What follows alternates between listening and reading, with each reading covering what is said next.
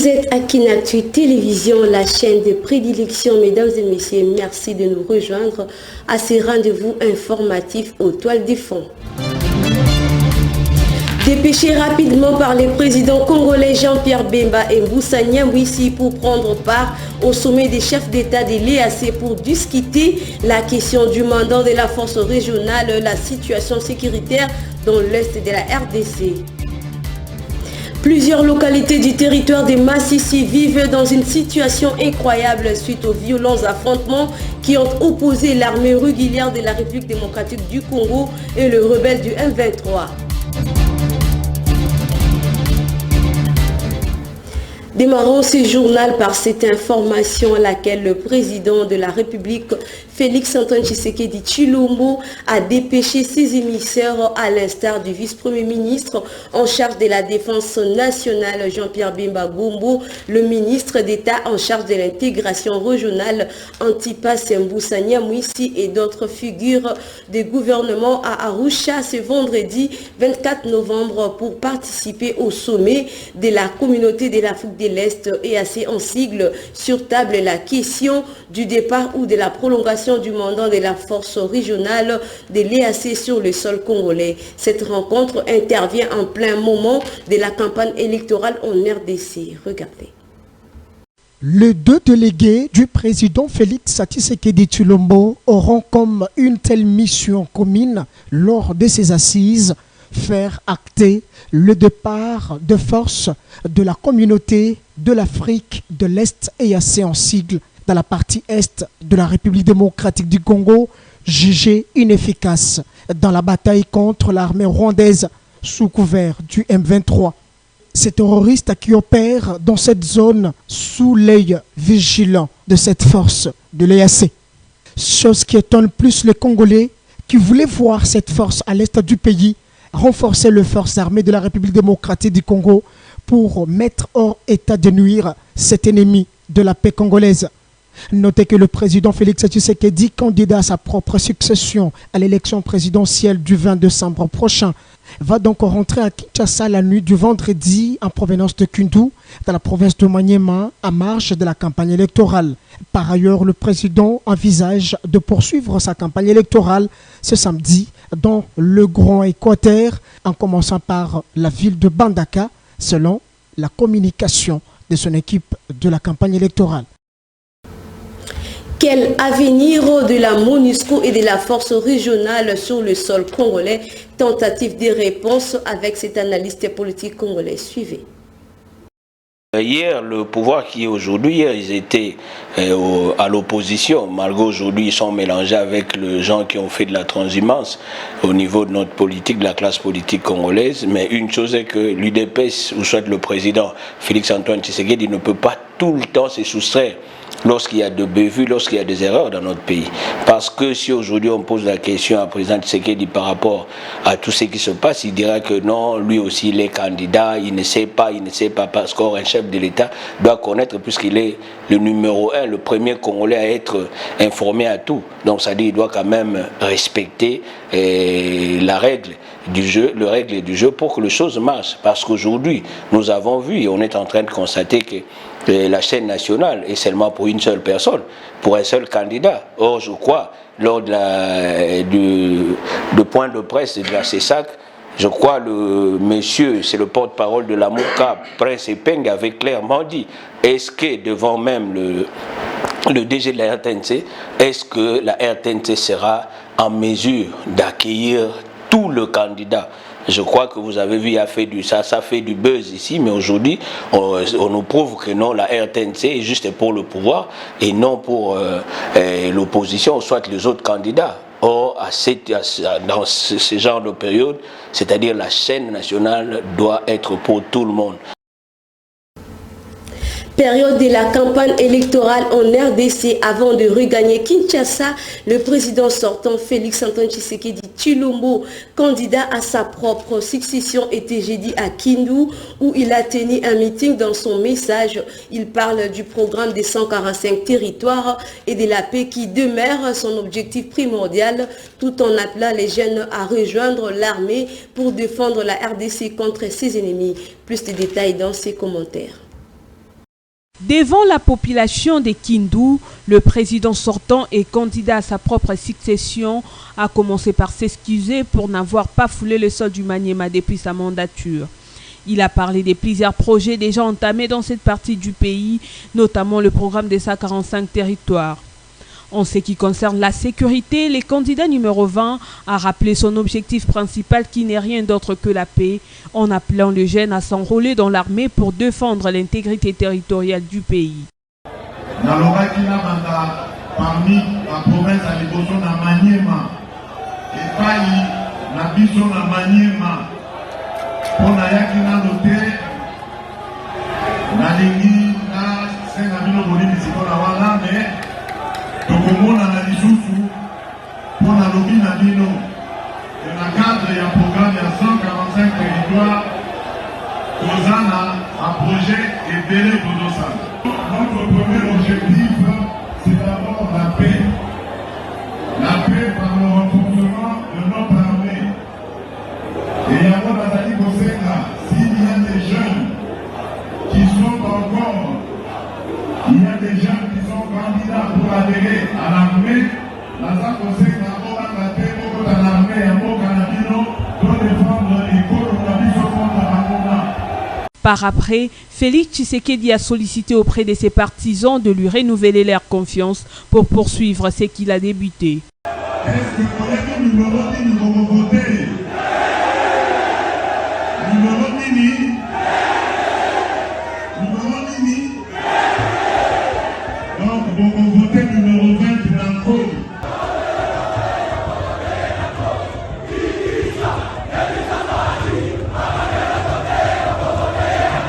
Dans la foulée, le chef de l'État sortant a invité son épouse, la première dame actuelle, Denise Nyakeru Tshisekedi, à communier avec ses frères et sœurs du Maniema.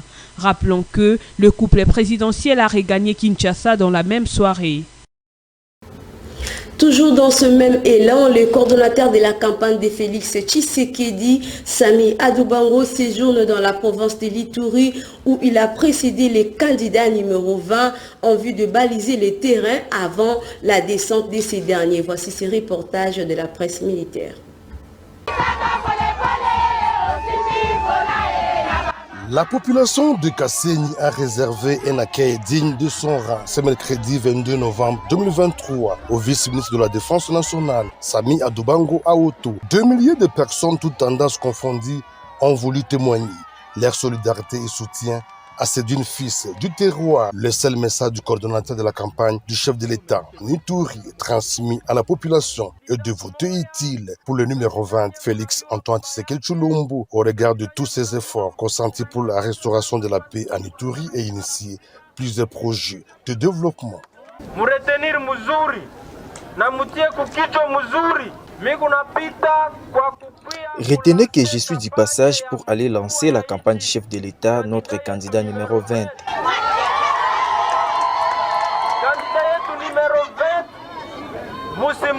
Il ne faut pas laisser notre candidat numéro 20. Il a commencé ce programme, beaucoup de chantiers sont en cours et il continue avec ses réalisations. Qu'on ne vous trompe pas. Vous savez bien que nous partons aux élections pendant la guerre. Et les gens qui soutiennent cette guerre ne veulent pas des élections.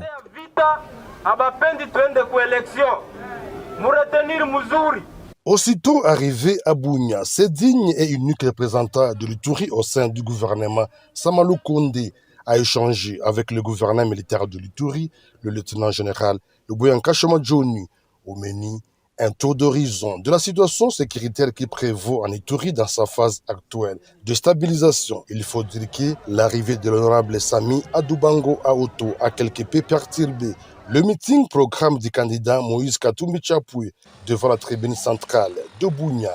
Cette attitude de manifeste de la population du chef-lieu de l'Ituri témoigne de son engagement de renouveler sa confiance au numéro 20. Ceci pour parachever ce programme ambitieux pour l'émergence de la RDC. 6 candidats à la présidentielle 2023, dont Denis Mukwege et Théodore Ngoyi, Martin Fayulu, ont décidé de saisir la justice pour porter plainte contre Denis Kadima pour le faux dans la publication de nombre d'électeurs et contre Peter Kazadi pour la non-protection des candidats présidents de la République. Suivez. Nous saisissons la Cour de cassation à charge de M. Kadima en sa qualité de président de la CENI et à charge de M. Peter Kazadi en sa qualité de vice-premier ministre, ministre de l'Intérieur. Les deux sont coupables d'abstention coupable. Kadima, en plus des abstentions coupables, a commis avec les membres de son bureau des faux à l'écriture. Il est susceptible aussi d'être poursuivi pour atteinte aux droits garantis aux particuliers, mais aussi il peut être poursuivi pour d'autres faits qui sont repris dans notre plainte.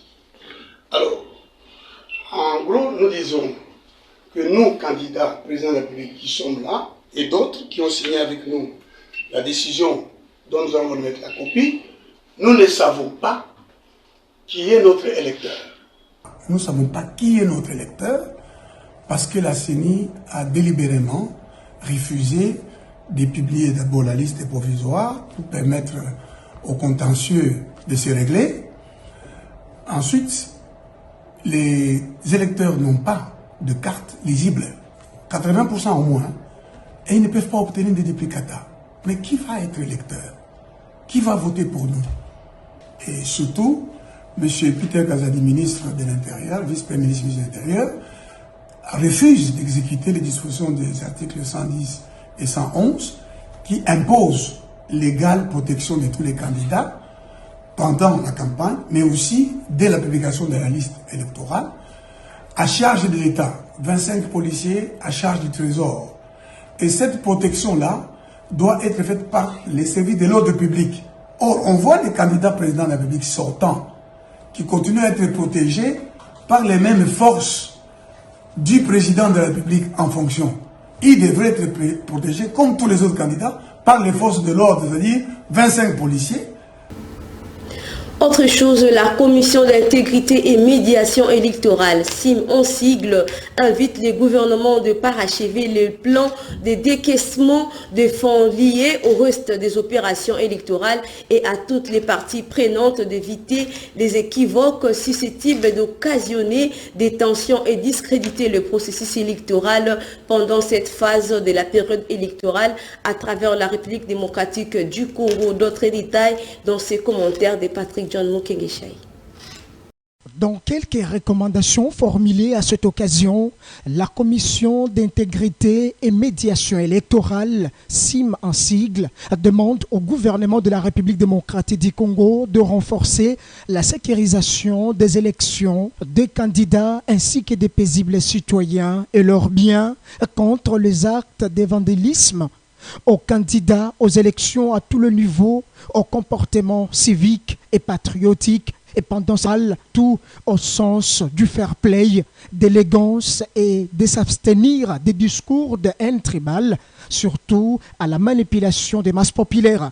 Dans cet même ordre d'idées, cette structure demande au gouvernement de la République démocratique du Congo de parachever les plans de décaissement de fonds liés au reste des opérations électorales. Cette commission appelle également toutes les parties prenantes à s'informer sur le système proportionnel pour éviter les équivoques susceptibles d'occasionner les tensions et discréditer le processus électoral en République démocratique du Congo. Et pour terminer, la Commission d'intégrité et médiation électorale appelle la population congolaise à la tolérance, à la vigilance et surtout au comportement responsable pendant cette période électorale. Et que pouvons-nous retenir de la traditionnelle réunion du Conseil de ministres? Le Premier ministre Jean-Michel Sama Lukonde est revenu sur son instruction de la restreinte réunion du Conseil des ministres où il a rappelé à son gouvernement la nécessité d'assurer la continuité des services publics pendant cette période consacrée à la campagne électorale en République démocratique du Congo. Suivez. Le Premier ministre Jean-Michel Sama Lukonde a exhorté son gouvernement sur la nécessité d'assurer la continuité de services publics durant cette période de la campagne électorale. En effet, le chef d'exécutif national a interpellé les membres de son gouvernement qui sont concernés par les questions qui touchent le secteur entre autres de la monnaie, de l'approvisionnement en carburant, des denrées alimentaires et d'autres biens de première nécessité. Notons que, dans son allocution, le chef du gouvernement a instruit à ses membres de rester en alerte permanente pour pouvoir répondre aux préoccupations de la population. Selon le compte rendu du porte-parole du gouvernement Patrick Mouyaya, le Premier ministre Jean-Michel Sama Lukonde a annoncé aussi l'envoi des missions gouvernementales à Kisangani, plus précisément à Tchopo, mais aussi à Malemba-Koulou, dans la province du Olomami, où il y a des tensions communautaires afin de faire le suivi à la suite des événements qui ont touché la sécurité dans cette partie du pays.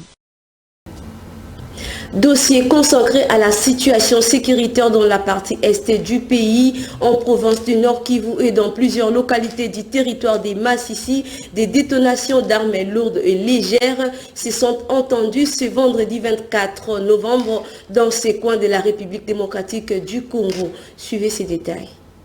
Des sources locales ont parlé des détonations qui ressemblaient à des bombardements de ceux de la force aérienne de l'armée congolaise, essayant de coincer les assaillants vers Kilolirwe et Karenga. En effet, des détonations d'armes lourdes et légères s'y sont entendues dans plusieurs localités du territoire des Massissi au nord Kivu, ce vendredi 24 novembre dans la matinée. Selon ce même source locale, ces bombardements étaient dirigés vers plusieurs positions de M23. Cependant, jusqu'à présent, la version des forces armées de la République démocratique du Congo reste encore attendue afin d'éclairer des zones d'ombre autour de cette situation de détonation qui ont poussé les habitants aux alentours à un grand déplacement. Signalons qu'il s'agit des affrontements à normes lourdes et légères qui ont opposé les Wazalendo aux forces négatives du M23 depuis le mardi 21 novembre dernier dans plusieurs villages, notamment Andondo, Rusinga, une partie de Mubuhu et de Kitobo, dans le périphérique du centre de Kichanga, toujours en territoire des Massissi. Par ailleurs, les jeunes résistants de l'autodéfense Wazalendo font face à ces rebelles du M23 qui ont considérablement renforcé leurs troupes avec des unités de l'armée rwandaise qui ont traversé en masse la frontière durant ces 2 dernières semaines. Retenez que le membre de la communauté Banyamulenge était en sit-in le jeudi 23 novembre dernier devant le gouvernement de la province du Nord Kivu. Il réclame la justice pour les 2 femmes militaires Gizoro Kabongo lâchées très récemment dans la ville de Goma. Il demande de tirer au clair. Cette situation a été formulée aux autorités compétentes pour que les auteurs de ces crimes ne restent pas impunis. Et sachez que la Cour des comptes a déposé des rapports au parquet général de justice faisant état de détournement des deniers publics par des fonctionnaires de l'État au sein de l'entreprise minière Gécamine de Lubumbashi dans la province du Haut-Katanga. À en croire le premier avocat de la Cour des comptes affirme que bon nombre de compatriotes ont bénéficié des deniers publics sans pour autant en faire bon emploi. Regardez. Il ne s'agit pas d'un seul rapport, mais de 2 rapports. 2 rapports. La Cour de compte, à travers son premier président que nous accompagnons, a reçu la mission de s'assurer du bon emploi des deniers publics et d'en informer l'opinion. Et dans son travail, il s'est penché sur, d'une part, la situation de la Gécamine, pour laquelle Tout récemment, le premier président a eu à prendre des mesures conservatoires à l'endroit de certains compatriotes qui n'ont pas assuré leur travail dans l'emploi de deniers publics. Et le dossier de frais de soins de santé à l'étranger. Il s'est avéré qu'après le travail de la Cour de compte, bon nombre de compatriotes se sont permis de bénéficier des deniers publics sans pour autant en faire du bon emploi. Après ce travail qui a été fait par notre chambre de discipline budgétaire, le parquet général a été saisi des cas infractionnels et conformément à l'article 129 de notre loi organique, le premier président, comme c'est une grande première qui s'est fait aujourd'hui, a accompagné le parquet de manière à ce que nous puissions saisir les ministres de la Justice, qui à son tour saisira le procureur général près la Cour de cassation pour la poursuite des concernés pour des frais infractionnels pour lesquels des soupçons énormes pèsent sur chacun de ses compatriotes. Pour le soin de santé, le rapport part de l'exercice 2020 à 2022. Et pour ce qui est de la GECAMIN, c'est pour l'année 2018. Et vous savez, la prescription au niveau de la Cour des comptes est décennale. Donc la Cour des comptes était dans sa compétence de pouvoir examiner les faits pour lesquels il a dégagé ces responsabilités-là. Prenons cette information en bref. Ils sont au nombre de 126 détenus placés au parquet près le tribunal des paix d'Idiofa, non jugés, certains depuis 10 ans, 3 ans et 2 mois. Pour d'autres, la justice est bloquée faute de magistrats. Au tribunal de paix, il n'y a qu'un seul magistrat pareil au parquet pour des dossiers pénaux. Parmi ces détenus, on compte 122 hommes et 4 femmes. À cette occasion, la société civile tire la sonnette d'alarme en parlant de conditions inhumaines à la base du mauvais état de ces personnes en détention. Les drapeaux de la rumba congolaise sera élevé au sommet de sa gloire ce samedi 25 novembre dans la salle des spectacles Arena à Paris en France dans le cadre de sa grande production scénique qui s'inscrit parmi de grandes réalisations qui entrent à l'actif de sa carrière musicale. La police française est déjà déployée dans tous les coins de la capitale française pour que les choses se déroulent dans les meilleures conditions possibles.